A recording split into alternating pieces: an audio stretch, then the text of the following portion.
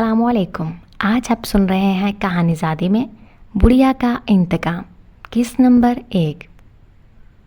कस्बा बॉबी फैसियो के आखिरी किनारे पर एक अलग थलग एक उम्र रसीदा बेवा औरत अपने नौजवान लड़के के साथ रहती थी।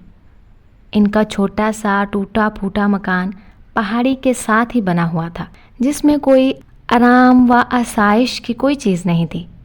यहाँ शब्बो रोज़ बहरी हवाएं चलती रहती।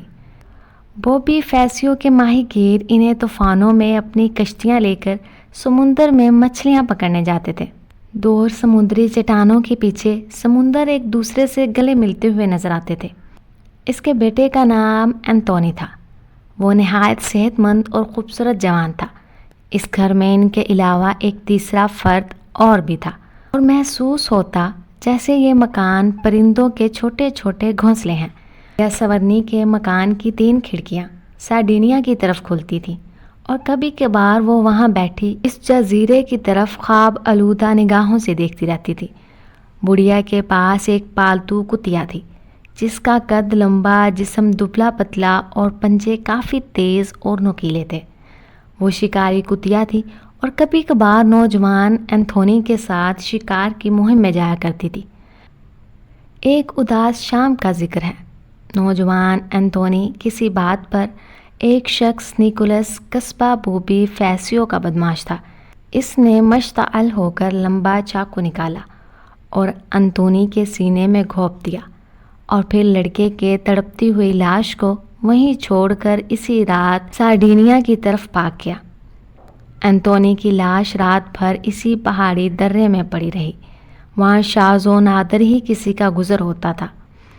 इत्तफाकन चंद माहीगीर इधर से गुज़रे और उन्होंने पहचान लिया कि ये लाश बुढ़िया सिवरनी के बेटे एंटोनी की है। वो लाश को बुढ़िया के मकान पर ले आए। बुढ़िया ने अपने बेटे की लाश देखी और देखती ही रही। ना इसका जिस्म कांपा, ना इसने चीख मारी। फटी फटी नज़रों से अपने प्यारे बेटे की लाश देखती रही।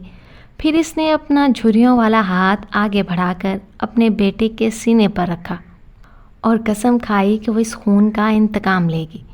इसने माहीगीरों और दूसरे लोगों को जो इससे हमदर्दी करने आए थे अपने मकान से चले जाने का इशारा किया। जाओ तुम सब यहाँ से, मुझे तुम्हारी मदद की ज़रूरत नहीं। तुम मेरा बेटा मुझे वापस नहीं ला कर दे सकते, इसलिए जाओ, मुझे अकेला छोड़ दो।